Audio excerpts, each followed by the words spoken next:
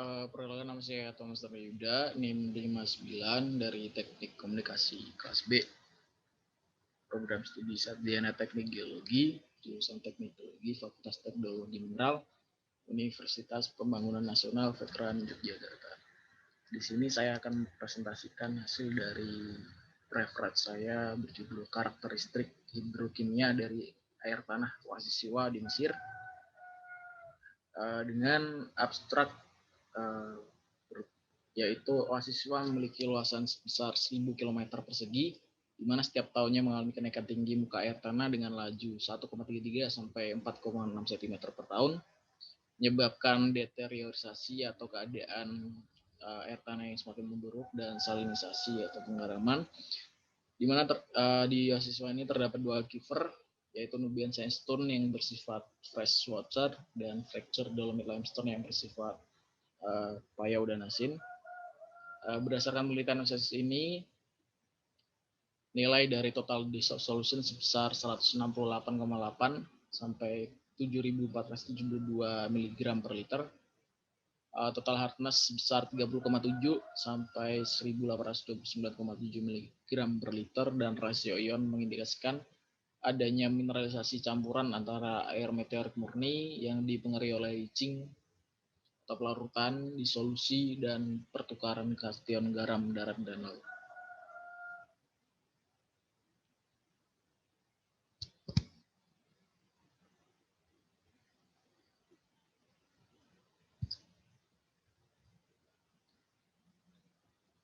Kemudian untuk latar belakangnya, air tanah merupakan sumber daya yang sangat penting di daerah kering seperti di benua Afrika, khususnya di padang pasir di daerah Mesir, di mana Mesir ini memiliki sumber daya air yang banyak, tapi penilaian kualitas dan kuantitas juga keberlanjutan dari adanya sumber daya air tersebut belum dilakukan secara sistematis.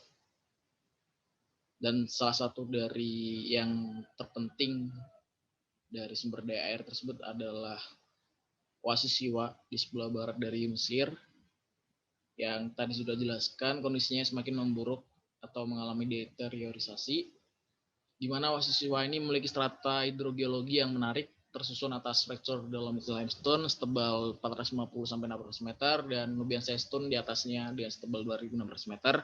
Keduanya dipisahkan oleh sel berpermeabilitas rendah dan lempung. Di bagian atas dari Nubian Sandstone ini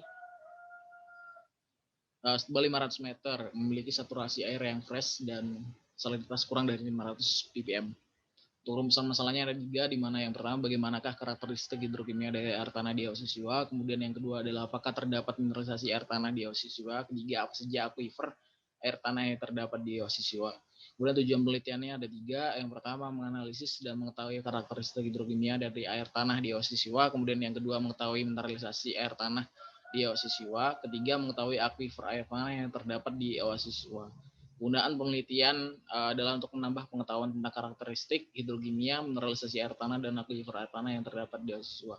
Untuk metode penelitian yang ditetapkan adalah menggunakan metode studi pustaka yang diperoleh dari literatur atau buku berbahasa Inggris internasional yang kemudian disusun menjadi sebuah referat. Dan hasil dan pembahasan dari well ya, dari sumur pemboran yang berlibat dari 24, terdapat beberapa parameter yang diambil untuk karakteristik hidrokimia, mulai dari pH, total dissolved solution, ion Ca, Mg, NaK, CO3, 2- HCl3, SO4, dan Cl, di mana untuk pH-nya sendiri paling rendah adalah 6,8,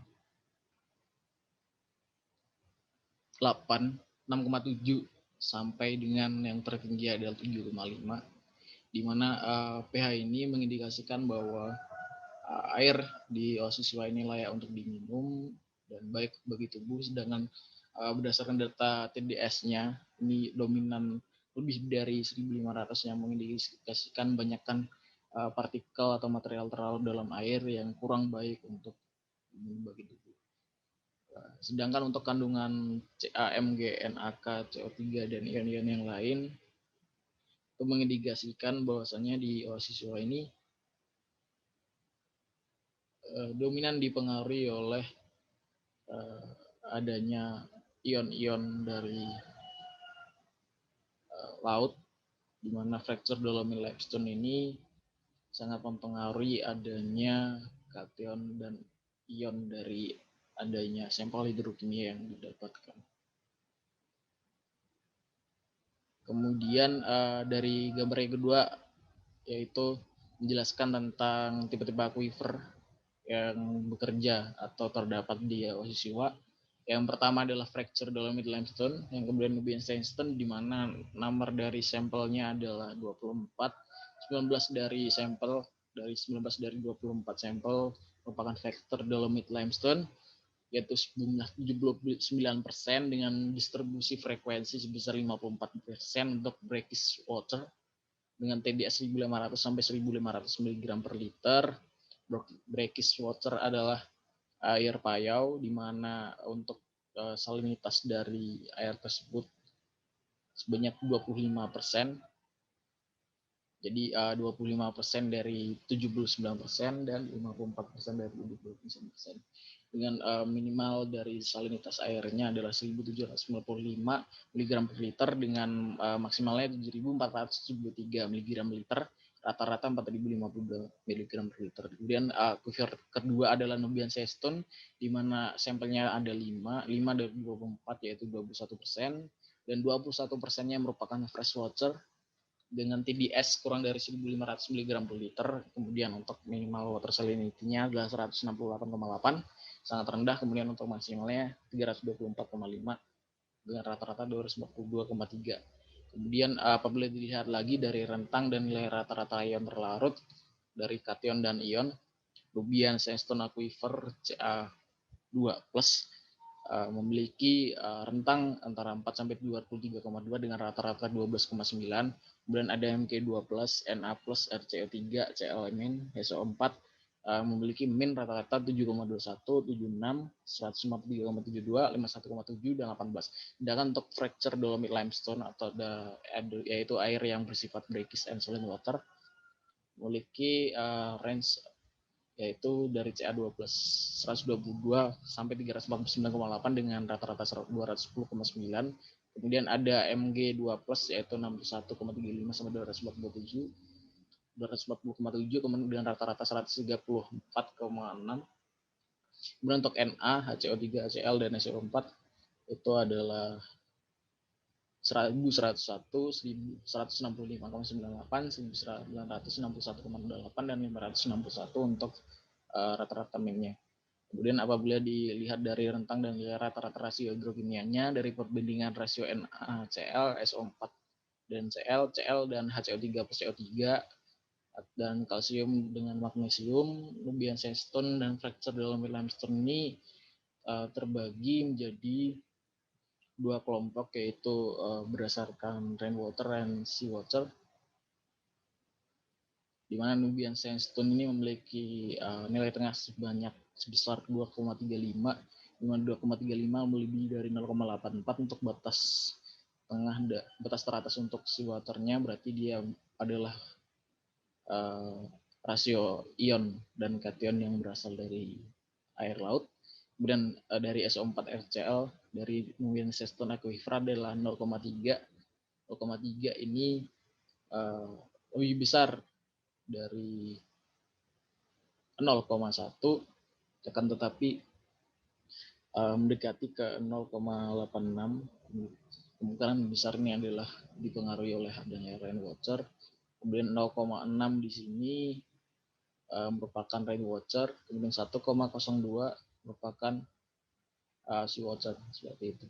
Kemudian untuk fracture dolomite limestone aquifer untuk rasio Na banding Cl untuk min 0,86 merupakan seawater.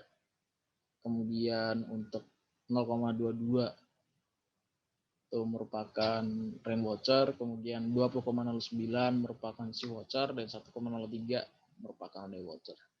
Kemudian dari perbandingan dan hipotesis kombinasi dari penggaraman terdapat 3 penggabungan, yaitu tipe 1, tipe 2 dan tipe 3, di mana tipe 1 terdiri dari 5 sampel yang menunjukkan 21% dari 24 sampel yang ada.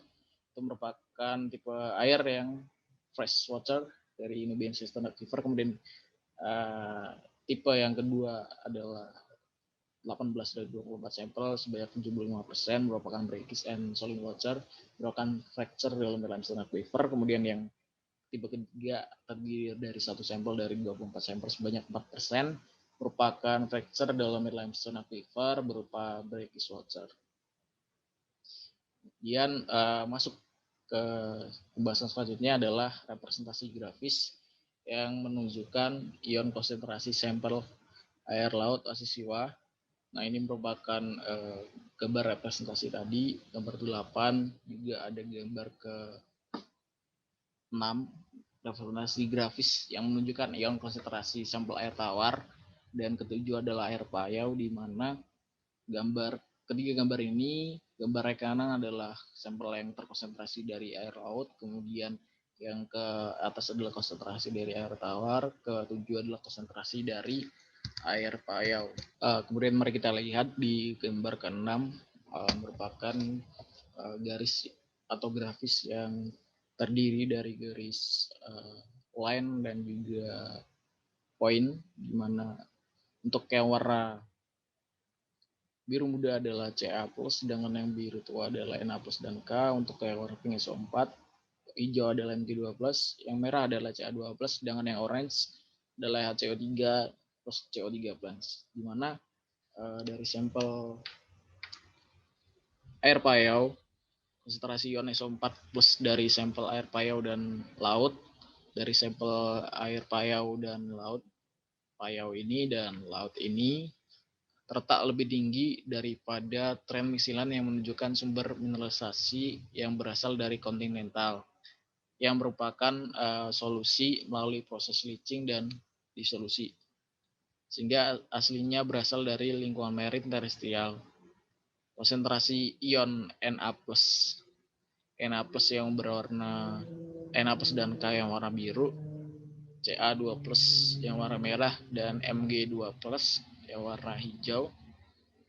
Pada air laut dan payau, Ca2+ dari yang warna biru, Ca2+ terletak pada puncak misilen.